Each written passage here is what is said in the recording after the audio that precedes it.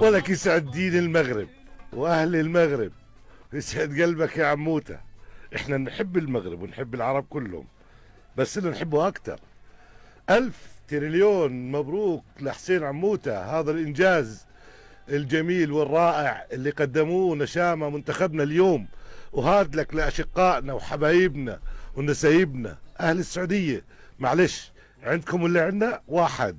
مبروك لنشامة منتخبنا الأردني الطيب اللي بيرفع الراس اليوم بفوز ثمين على أرض الشقيقة السعودية. اليوم أكيد كلنا فرحانين بهذا الفوز، مع إنهم اثنين متأهلين، ولكن أيضا كان لنا خسارة أمام المنتخب الشقيق السعودي على أرضنا وبين جمهورنا.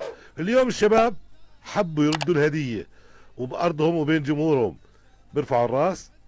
فيعني بصراحة اليوم منتخبنا بهوية زي ما تفضلت وشخصية. لا زي ما قال خالد الحدي، عموته راح يبهدل آسيا. يا سيدي احنا ان شاء الله نتأهل لكأس العالم ان شاء الله بالشكل اللي احنا بنحبه. نعم يا رب. صورة صحيح. لكن ان شاء الله كانوا قد خلينا بالسرعه. عموته قال انا راح اجهز 23 لاعب للمنتخب الاردني كويس في قادم الايام. هو الان قاعد بيعمل على 23 لاعب يكونوا بنفس القوه بنفس المستوى بنفس الاداء اللي بفوت، والبديل نفس القوه. فخلينا احنا نآمن باللي بيحكي فيه. هو الزلمه لغايه الان اموره تمام ما شاء الله عليه، قاعد يقدم نتائج عظيمه جدا، انجازات عظيمه جدا. خلينا نآمن فيه، خلينا نضع يدنا بايده.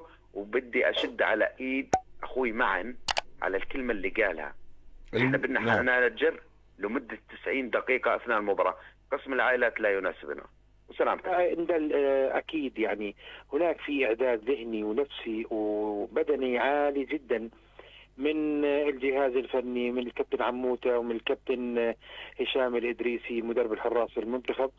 وبكل صدق يعني الآن أنا فعلا بتفاجأ بمستوى يزيد في مباراتين. هو حمل المباراتين ال6 نقاط تبعون التصدر، كان يزيد له دور كبير فيهم جوهري. واليوم الله يا رب يحفظه الكابتن حسين عموته عم بيقوم في المهمة، وإن شاء الله النشامة قدها، وإن شاء الله إنه بيكونوا في كأس العالم في المرحلة القادمة، وتأهلهم مش صعب.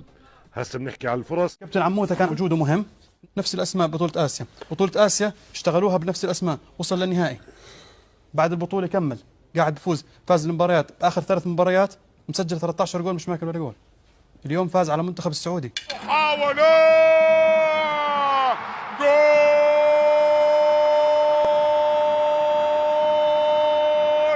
يأتي من نور الروابط. الحمد لله، مبروك للنشامة، يستاهلون. يعطيكم العافية، تستاهلون. أنا بدي أحكي لك معطيات المنتخب الأردني اللي خلته يرتفع المستوى يوصل للمرحلة هاي اللي هو وصلها بالحين. استقرار فني، استقرار بالتشكيلة، ارتفاع مستوى الدوري الأردني، دخول قطب ثالث اللي هو بطل الدوري السنة الحسين إربد، لأول مرة بيكون بطل الدوري بالأردن نادي الحسين إربد، دخول قطب ثالث. صار عندك فيصلي وحدات حسين إربد بينافسوا على الدوري، بالإضافة إلى نادي الرمثة، فصار الدوري قوي. الشغله الثانيه خيارة اللاعبين. بالأول كان المنتخب الأردني يختاروا اللاعبين، أي لاعب محترف بالخارج كان يستدعوه منتخب. بالوقت الحالي لا، عندنا محترفين بدول برا مش قاعدين بيستدعوهم، عدد كبير مش قاعدين بيستدعوهم على المنتخب، أخذوا من الدوري الأردني. هذا دليل إنه الدوري قوي، قاعد بيختاروا الأول يعني الكواليتي اللي بيزبط للمنتخب. استقرار، يعني أي مشكلة صغيرة قاعدة منظومة كاملة قاعدة بتحلها.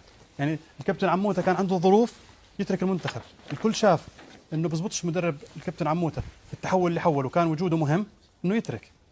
حلوا له مشاكله كاملة، وكان زعلانين عليه في البداية والنتائج السلبية، يعني لدرجة إنه تدخل سمو الأمير إنه يتدخل بحل موضوع عموته لأول مرة، يتدخل بالفريق عشان يحل موضوعه ويظل موجود.